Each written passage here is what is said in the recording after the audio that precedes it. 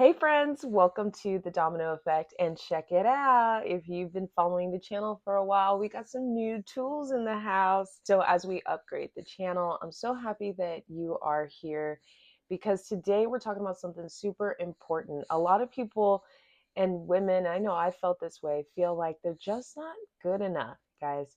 You may feel like you don't make enough money, or maybe you're not doing enough in your relationship, or maybe that's why you missed out on that job, that promotion at your work. Here's the thing, guys. Once you start to accept that the world is watching, people are watching you, whether that be at work, your family, your relationships, like people are watching us. The sooner we accept it, the sooner you can stop being weak and just accepting what comes your way. Because we don't have to fall into other people's patterns, other people's beliefs. That's how you start to lose sight of yourself. That's when you start to feel like you're not good enough because you are allowing yourself to live up to other people's expectations rather than setting those expectations for yourself. Because right now, you're just tricking yourself into thinking you're not good enough. It's not true. You've been trained to believe it.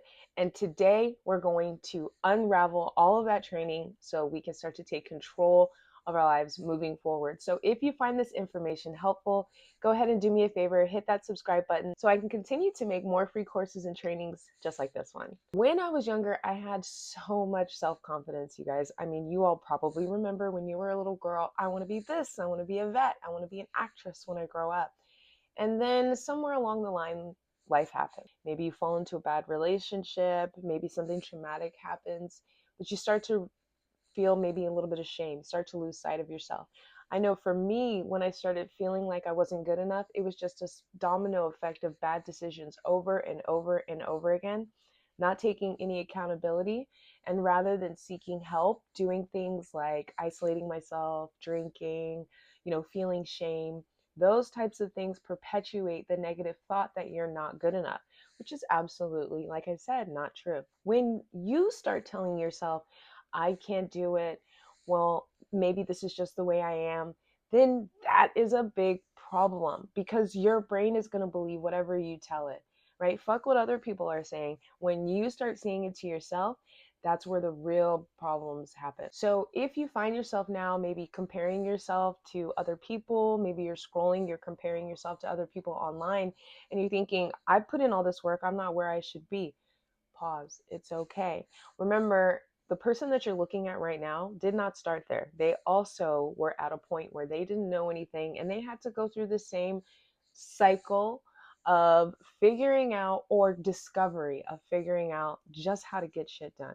So you're definitely not alone. But the first thing you need to do is stop comparing yourself to other people and start looking within. Because when you start to believe some of these lies, now you're starting to act accordingly. Oh, I'm just the nice girl. Oh, I'm just the people pleaser. Well, I don't want to say anything that's going to upset them. I can't speak up because my partner doesn't like it when I talk about my dreams, or whatever that is. You start to think, well, I've got to be this submissive, nice girl. And what does that do? It leads you to feelings of resentment because along the way, you're giving up things that were really important to you in order to please somebody else. That doesn't help your relationship with that person at all, by the way. But that's a whole nother topic. You have to understand that you cannot just be the nice girl. The world is not going to reward your nice intentions. You have to provide value. And how do you provide value? Well, you look within. Today, I need you to make a decision that you are going to become necessary. You're going to make yourself necessary in your life, meaning you're going to put yourself as a priority. That way, you're not constantly looking to other people, asking for validation. Oh, please talk to me, please. You're not doing that. Today, you're going to make a decision. Are you going to keep living blindly, hoping that people see your potential, constantly begging and explaining to them, hoping that they get you, just waiting around, hoping that that boss is going to see all of your potential and just magically decide that you're the one that's going to get it done? No. Or are you going to wake up and sharpen yourself and mold yourself into something that just can't be ignored? That is when you learn to become unbreakable, because you are worthy. You are worthy. And I'm here to be the first one to tell. If nobody's told you that yet, well, I'm here to tell you. Because here's a truth that is going to sting. It's going to hurt a lot of you, but that's why you're here. Nobody cares about your struggle. I know, it sucks. But nobody cares. All those people around you that you think do, they do not care. Nobody owes you anything. Nobody is going to hold your hand. They want to see results. They want to see what you can do. And even if they do hold your hand, they're only going to do it for so long. Eventually, you're going to need to step it up. So that's what it comes down to. If you're feeling like you're not feeling good enough, start within. Start doing things that are going to demonstrate your value. Identify one skill that you have that you're really, really good at. That could be cooking. That could be communicating with your friends. That could be you're really good at business. Maybe you're really good at accounting. Like whatever that is. Maybe you're great at making content. Maybe you're a great mother. Whatever that is, dig into that because that's part of what you have to offer. That's just a piece of what you have to offer the world. You're not like anybody else, so don't compare yourself to anybody else. Your value starts within. And when you appreciate that, you build into it and you refine it, then everything changes. You start to see yourself in a different light and you truly start to believe you can accomplish certain things. So you're not begging for opportunities. For example, if you're going through a tough time right now and you're just like, nothing is coming my way. I'm not finding any, I hate my job. I can't stand it here. I can't find any other job. Well, guess what? If you think I can't find any other job, I'm stuck in this position, and then you follow that by not filling out any applications, or maybe you only fill out 5 a day when you really need a job, that doesn't match. Make sure when you put in the effort and you put in the action behind it, that's what compounds and makes you start to feel good about yourself because now you start to see opportunity. So in that same example, I'm using this example because it was a really good friend of mine. In that same example, actually saying, you know what, I need a job. I'm looking for a change. I'm looking for an opportunity. I haven't been able to find one for a few months now. So I'm going to increase my effort. I'm going to put out twice, maybe 3 times the amount of applications. I'm going to refine my resume and I'm going to look for opportunities. And guess what? Literally, when she changed her perspective, I kid you not, like a week later, she found a job. Of course, she had put in the applications and the work beforehand. But guys, when you change your perspective, opportunities will start to come out of the woodworks. And then you measure that, journal it, track it, keep it in a binder. Any type of success that you have, it doesn't matter how big or how small, you celebrate that because that is a win. And when you track your wins, when you track your success, it builds your confidence because you can see results on paper. You can see, hey, I set a goal, I put in the work, and I actually did this. So make sure you're tracking it, guys, because you are of value. And if you can't think of anything right now, that's okay. It doesn't mean that you're, just shit out of luck. No, all it means is that you just need to take some time. So take some time, go sit outside, maybe go find some time away in a room. Don't do it in the living room with everybody around. Okay, moms, I know we're thinking we can like multitask and do all this stuff, but this is not one of those times where you want to do it. You want to have a clear mind and focus. So step outside and take some time by yourself and just think. And if you need more than one day, that's fine. But just think, because like I said, you have value. Think of yourself like a diamond, like gold. Why are those things valuable? They're not valuable because they're beautiful. They're valuable because they're scarce. They're valuable. They have respect because they're not easily found. You can't easily access it. So sit down, keep by yourself, think about what it is what value you bring to the table, because God put you here for a purpose. Everybody has value. It's all about how you use it, because if you don't and you just fall in line with like the status quo, you're going to lose yourself and you're going to expect other people to do things for you. So treat yourself like a diamond, treat yourself like gold. Here's one way that you can stop feeling like you're not good enough. One thing you're going to do is appreciate your time. Scarcity creates value. If you're always available, if you're always saying yes, then you're going to be treated like you're disposable. When you put yourself out there all the time without a strategy, oh, yes, I'll do this for you. Yes, I can do this, knowing you can't. You have meetings, you have projects due, you have appointments. You can't take on Sarah's project. You can't take on Bill's stuff too. You can't run Hector's meeting. Why are you saying yes? Like, don't say yes to these things because you're just adding more to your plate. You're not going to get your stuff done.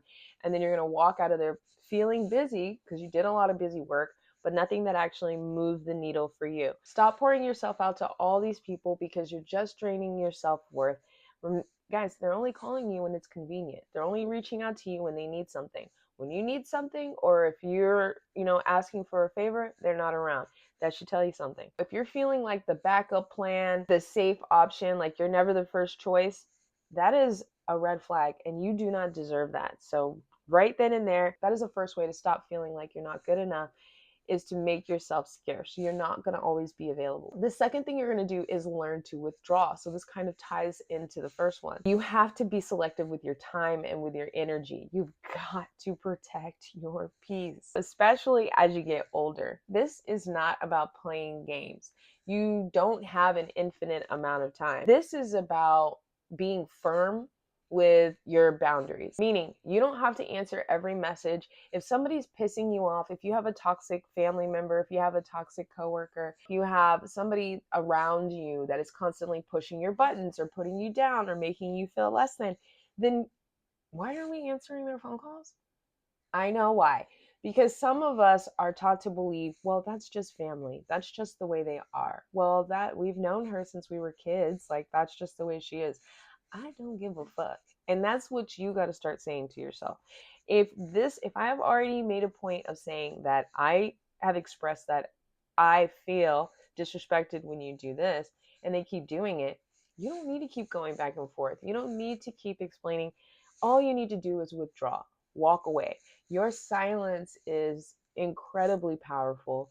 When they no longer have access to you, that's what they want. They want to go back and forth with you. And every time you give into that, you're just giving away your power. Your time is incredibly important. For all my moms out there, I used to struggle with this too when I was working from home. The kids are coming in and you're going, oh, hold on a second. Yes, honey.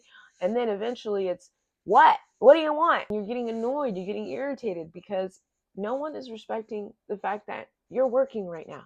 They think, oh, well, you're home, so your job must not be as serious. That's not true, right? And you know why they think that is because you're allowing them to think that. You've got to make a decision and go, how bad do I want this? How bad do I actually really want to reach my goal? Do I actually really want to hit what I'm trying to accomplish? If it is necessary for you to get there, then it is necessary for you to say, listen, guys, I am working right now. You better not come in here. Like, from the hours of 10 to 2, I'm unavailable. 8 to 5, I'm unavailable. But, I take a break between 12 and 2. Something like that. But you stay firm. And you know what? They may not like this right away. And it's probably going to be up and down and a little rocky. But you stick to it. And by you sticking to it, they will eventually fall in line. Because you're doing this for your family, right? You're doing this to better yourself. If you're not okay, then the family is not going to be okay. So you need to take care of yourself, treat yourself well. And that means setting boundaries. I mean, when I was first doing this, I would put a sign on the door, I'm working, don't come in. And guess what? They're still coming in. So you might have to have this conversation multiple times before finally they understand, okay, you're working, but you don't need to always be available. If you're always getting an invitation to go somewhere, but you have to work, you have a project, you don't need to go. If it's, hey, let's go out and party because everybody's going out and partying, but you got to get up in the morning. You've got to get up in the morning. They don't. So you need to focus on you and your goals. Do not be available to everyone. Learn to withdraw. Don't over explain. And get your ass home. Be intentional, because what you don't want to do is the third thing, which is over explaining. Over explaining is a really great way to eventually start to feel like you're not good enough, because you might start to think, wait a minute, I have the best of intentions. I'm explaining myself. I'm not doing anything wrong per se. So why is this person coming at me like that? It doesn't matter. Okay, it doesn't matter. You're overthinking at that point, and you're overthinking because you're over explaining. You need to simplify. The world is not as complex. If somebody does not want to hear what you have to say, do not force that. It is very clear. And guess what? They're not your people. So don't get mad. Go find your people. But you don't need to be always over explaining. You definitely don't want to be over talking. And you don't always need to be the loudest in the room. If somebody pisses you off, you don't need to fly off the handle, get upset. And by the way, as you start to over explain, have you ever noticed sometimes how your emotions get more heightened? Those types of things, that body awareness, you want to tap into, because when you start to feel yourself get that way, that's a really good tell for you to walk away from the situation, because staying there is only going to give the other person what they want. Stop over talking. Stop thinking everybody is your friend. Okay, sometimes we get into situations where we meet new people and sometimes we think we're just vibing, right? And then you start to babble everything. You're talking about all of your insecurities, your whole life, all of your traumas you went through. And then all of a sudden, this person turns on you. So, and you're upset. Why are you upset? You just spilled all the beans about your life to somebody that you barely even know, all because they were nice to you. No, we cannot move forward that way. Understanding that people will unfortunately use those things against you, maybe not now, maybe down the road in the future, and maybe not everybody. But it still helps to be a little bit cautious. So don't overtalk, don't over explain, don't tell everything about you to everyone, because they can use it against you and then get you tricking yourself into believing, well, I'm not good enough, I shouldn't have done this. Don't do that, okay? And even if you make a mistake, oh well, you need to forgive yourself. One thing that leads to this feeling of not feeling good enough is shame. And when I was going through my domestic violence situation, it was incredibly challenging. All of these emotions, I didn't know what was happening, how to process all of that. And I went to church a few years ago, and the pastor said something that really just hit me. He said, God gave you a purpose to be here on this earth. That's why you're here, right? The devil wants you to live in shame. The devil wants to keep you down. He wants you to be depressed because you sin when you're down. God doesn't have that plan for you. He wants you to prosper and he wants you to thrive, but you're going to go through challenges. So how do you deal with it? And that shit just really stuck with me. And all feelings of shame were gone. Don't live in shame, because you're going to make mistakes and that's okay. Just learn from those mistakes and move forward, because what you don't want to do is continue to be around people who are going to tap into your vulnerabilities and use it against you. You don't want to give into your emotions and react out of anger. Anger wants you to explode. Fear wants you to keep you stuck, wants you to over explain. Your ego wants you to prove yourself. You don't have to prove yourself to other people. You just have to love yourself first. So stop chasing other people's opinions and just start focusing on yourself. Identify, where are you wanting to be in the next 3 months, 6 months, a year? Where do you want to be in the next 30 days? Where do you want to be in the next week? Break it down into small, actionable steps. And let's say, for example, you want to make more money. Probably not going to be like, I want to make $1 million in 30 days. That's a great goal, but is it realistic? If you want to make $1 million, or maybe you want to be wealthy, then starts by having good habits. So starting with your bank account. Are you budgeting? Are you overdrafting? Do you have any money in savings? Have you put money in your retirement, in your life insurance? Things like that. So those are smart money decisions that you can be making that slowly will lead to a bigger outcome. If you want a promotion at work, but you are always late, you never do any of the work, you're always talking, but you never actually back it up, then you can't just go around complaining. You can't just be like, well, I guess I'm not getting that job because they just don't like me. I guess I'm just not good enough. Well, I'm a woman. No, it's because you're not putting in the work and you're not doing it. But I promise you'll start to feel better once you do decide on one small step and you track your progress as you're getting better at that. And then you just add more things on and you start to compound. That's where confidence comes from. Measurable results that and changes that you can see in your life. And that's exactly why I started this channel, because these are the things that I use to change my life. I mean, it was a complete 180. So if you found this information helpful, then do me a favor, go ahead and hit that subscribe button so that I can continue to make more free courses and trainings just like this one. See you next time.